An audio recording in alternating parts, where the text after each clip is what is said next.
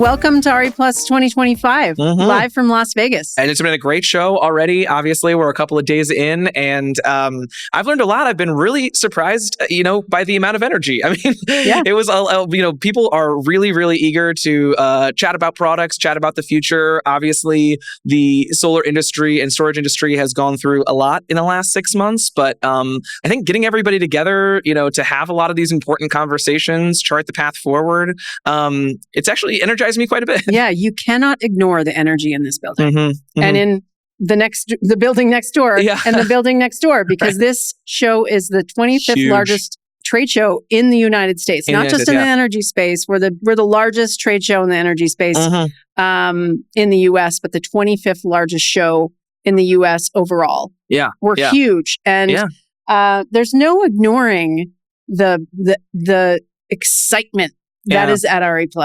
People are cutting deals, they're networking, they're learning, they're literally running around trying to make all of their meetings in time. There's not enough time to do as much to squeeze in every conversation you want to have. And this was something that I had heard also, is that there was actually higher attendance in previous years at more of the education sessions. And so obviously the show floor is the big draw. Getting the exposure to that customer base is always really important. But I think just given how much has changed on the policy level, federally and at the state level, I think a lot of the education sessions were really helpful for folks. I mean, I had trouble getting into several of the sessions because they were so packed. So I think that's also encouraging to see that the industry recognizes that there's a lot of change, a lot of pivoting happening in the industry. So I think it's good that people are eager to have those conversations, eager to be a part of what the next steps look like. But yeah, no one's shying away from it. No one's turning their back towards those conversations. So yeah, I get really excited about public policy, but I get really excited about business too. Yeah, and this is the business side of what we do. Yeah, there's people sitting on a panel discussion, accidentally talking to each other, and they learn that they can actually do business together. I just right before we walked into the studio, I was having a conversation with one of our members, and I learned that literally, the CEO of that company is now sitting in an office space, cutting a deal with the CEO sat next to him on the panel. He had no idea what they were doing. There's so many opportunities at this show, and it's mind-boggling to me how productive it is. And it's also particularly unique for the different niches within the industry, right? Is that obviously you're going to have a big residential presence and utility scale and batteries. But I was talking to someone yesterday who does, sort of like data tracking for import data and sort of talking about, there's a lot of policy changes that are happening, but like this is part of our business model is to have these policy changes happen. So, each one of them finding new business opportunities, finding new ways to add value to the industry, to make it more efficient, to create new innovations. It's been really encouraging. Yeah, it doesn't matter what's happening in Washington, because the world is demanding renewable energy, and that means as demand goes up, investment in clean energy products like the ones at this show is going up over time, and it's inevitable. What we know from our SMI that came out earlier this week, the storage sector is really strong. And you walk through the show floor and you see huge container-sized battery images. And Tesla just launched their new Mega Pack. I did want to double tap into the storage piece of this, because that is what I've maybe heard the most frequently this week is whether it's grid scale, whether it's residential, a ton of innovation, and then just every single conversation that's happening in solar or in wind, generally any renewable space, storage is right there with it and becoming a much more important piece. So I know on SMI, we had just released the data this week that it's something like 40% of new residential installations in the United States in 2025 have added storage as well, which is a much higher percentage than the year before. To 5 years ago, that was we wouldn't have dreamed of that being the highest percentage. So as those costs have come down, as companies have innovated and added it to their business models, that's to me where so much of the future of energy lies, and we get to watch it happen right here. Right. It's not tomorrow; it's now. Yeah. Right. The other thing I wanted to shine a spotlight on is SEIA's presence here. SEIA. A lot of people don't know that the Solar Energy Industries Association owns this show. We co-own the show with SEPA, the Smart Electric Power Alliance.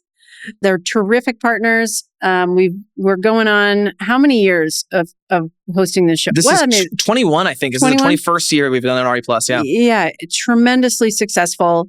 And as a trade association, we're able to, SIA's brand is all over the place. Yeah. But we're able to talk directly to the industry, to the people that run these businesses and who need the sort of service that SIA provides. So it's a great opportunity for folks to learn the impact that joining SIA can have. If folks want to learn more about that, they can go to SIA.org, SEIA.org, and learn how SIA does, advocates on behalf of everybody that's in that room. Yeah. No, and I think the point you made about the information sharing between SIA and our members is like, of course we have data, we have experts, the education sessions can provide a lot of value to businesses.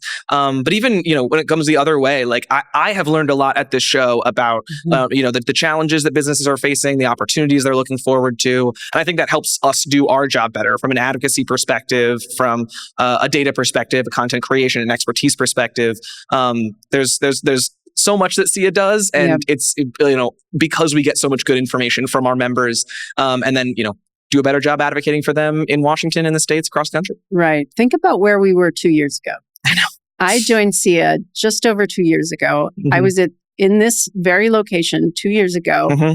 I was on the job for 2 weeks at that point, ish. Right into the fire. And we didn't have any press here. We didn't have this podcast. We weren't doing any roundtables. No. We weren't doing any storytelling. Now, my entire team is here. Minute to minute, we are packed. I had to run back over here for this. With our calendar between the media activity, the content creation, just capturing all of this energy and sharing it and telling the story on behalf of the renewable energy industry. It's really exciting. I love this job. Yeah, you're super great at this job. You're super great at this job. I love this job. Zach's great at this job. No, totally. The other thing I want to just double click on that because there's so much happening minute to minute, and I think SIA's growth of this in the last 2 years. I've also gotten to witness. I've been at SIA, a little over the last 3 years, but SIA has grown with the industry that has also grown. So the sort of maturing of SIA is a reflection of how much the industry has done to formalize itself from a content creation perspective, from a social perspective, from a media perspective, and then also just how important clean energy has become to our energy systems. Like it's not only that we are doing a better job of telling our story, it's that we are doing the work to do the installations to make solar and storage such an important part of our energy systems. And I think that's reflected in just the professionalism of how that has changed over the last 2 years. Yeah, it's a huge value add. And if there's one thing I want people to know about this show, is that despite everything that's happened this year, it has been a rocky year from a public policy perspective and the political perspective. Of course. But the energy is here. The energy is in the show. There's demand for the products that the people at this show are selling. There's a demand for what we are doing at SIA. And that momentum is really important. We are not going anywhere as a general collective group of companies and people. Yeah. Clean energy is going to continue to grow. It's the quickest to deploy form of energy. And there's a lot of folks, I think, who expected this show to be a little tired this year. Yeah. But they couldn't have been more wrong. And we're not going anywhere, right? Like we'll be back in Vegas next year. We're moving the show from September to November next year. But I think we'll have just as much excitement, just as much energy. And, I think we'll learn a lot in the next year that is going to change a bunch of what's talked about, both from an education perspective and a business perspective. But come back next year because I think there's going to be a lot of energy, a lot of good energy next year too.